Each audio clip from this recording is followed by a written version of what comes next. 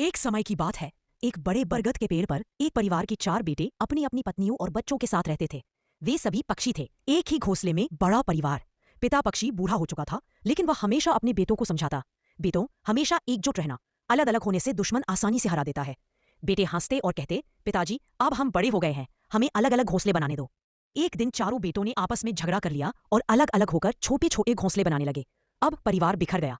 कुछ दिनों बाद एक बहेलिया जंगल में आया। उसने देखा कि अब पक्षी अलग अलग घोंसलों में है। वह खुश हुआ और एक एक करके जाल फेंककर बेटों के घोंसले फंसाने लगा। पहले बेटे का पूरा परिवार फंस गया, फिर दूसरे का। सभी चिल्ला रहे थे, लेकिन कोई मदद को नहीं आया, क्योंकि अब वे अलग थे। पिता पक्षी दूर से सब देख रहा था।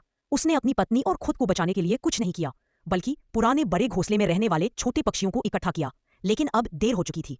नहीं, कहानी का असली मोड़ यह है कि पिता ने पहले ही अपने बेटों को चेतावनी दी थी।